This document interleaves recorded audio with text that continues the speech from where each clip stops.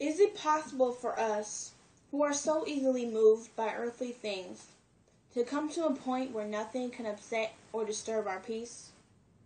The answer is yes, and the Apostle Paul knew it. When he was on his way to Jerusalem, the Holy Spirit warned him that prison and hardships awaited him. Yet he could triumphantly say, "But none of these things move me." Everything in Paul's life and experience that could be disturbed had already shaken, and he no longer considered his life or any of his possessions as having any earthly value. And if we will only let God have his way with us, we can come to the same point. Then, like Paul, neither the stress and strain of little things nor the great and heavy trials of life will have enough power to move us from the peace of God, which transcends all understanding. God declares this peace to be the inheritance of those who have learned to rest only on him. Him who overcomes, I will make a pillar in the temple of my God. Never again will it leave. Revelation 3:12. Becoming immovable as a pillar in the house of God is such a worthy objective that we will gladly endure all the necessary trials to take us there. When God is the center of a kingdom or a city, he makes it strong like the mountain Zion, which cannot be shaken. And when God is the center of a soul, although disasters may crowd in and on all sides, roar like the waves of the sea, there is a constant calm within. The world can neither give nor take away this kind of peace. What is it that causes people to shake like leaves today at the first hint of danger? Is it simply the lack of God living in their soul and having the world in their hearts instead? Those who trust in the Lord are like Mount Zion, which cannot be shaken but endures forever. There is an old Scottish version of this poem that strengthens our blood like iron. Who clings to God in constant trust, as Zion's mount he stands full just, and who moves not, nay yet does reel, but stands forever, strong as steel. Now I want you to think for a minute to yourself, and in your opinion, what did you take from this? Not everybody is going to interpret things that we read and scriptures that we read the same way. What I may have interpreted from this is going to be different than what you interpreted. So I want you to think to yourself. And then I'm going to tell you how I interpret it. Because, in my opinion, though if we were to all go around a circle and say how we interpreted this, we would all say different things. But deep down, when you take away all the extra things and you get to the core, I think basically we all have that same message of the bigger picture of what this is really talking about. So think to yourself for a minute, what did you interpret from this?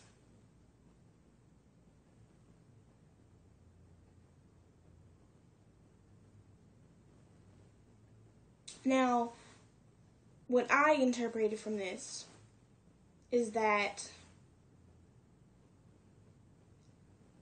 is asking, is there ever going to be a point where what we have or what bothers us isn't going to matter anymore? If every possession we have was taken away from us, would it matter to you?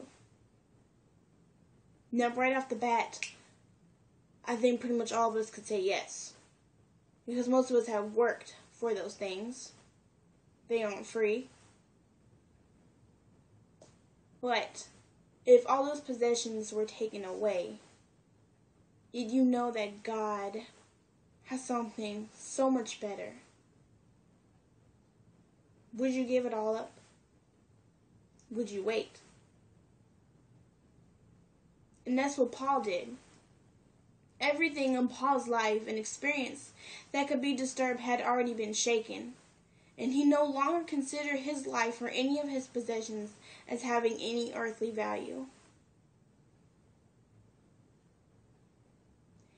And it's saying that if we as humans could have that same thought, God would be able to have his way with us. But the problem is we don't think like that. Not many of us can say that our possessions have no earthly value. Because every day we think about ourselves.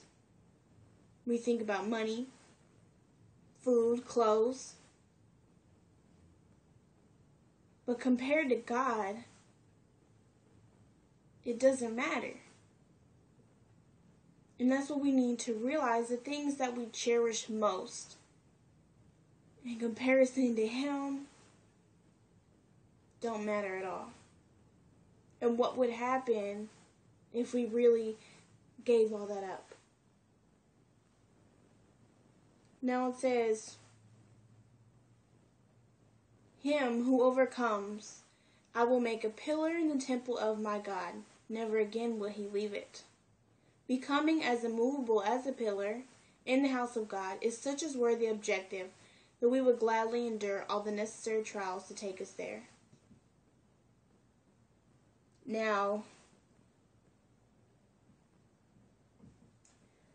the pillar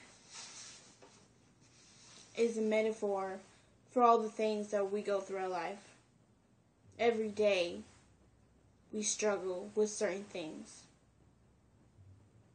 And God knows this.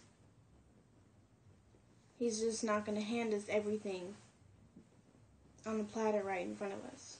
There are things we have to endure, things we go through, and things that we learn from to get us to that point where we have that strength and we have that deep connection with God, that we overcome it and we're ready for what's next. And when we overcome things, because God never makes us, go through something that we cannot handle. We may feel like we can't handle, but he knows. He knows we can. And when you feel like you just can't handle something, or you don't know what to do, or you're not going to make it, you are. And when you do, and when you fight through all those trials, he puts you on that pillar, and your life afterwards is going to be so much better.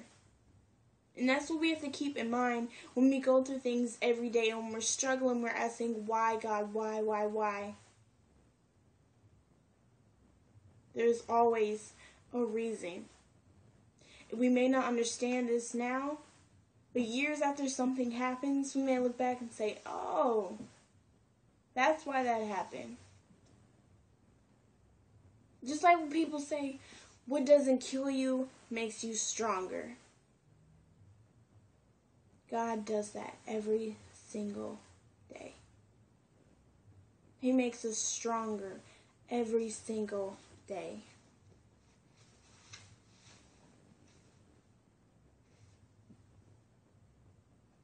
Fear. I think we live fear through every day.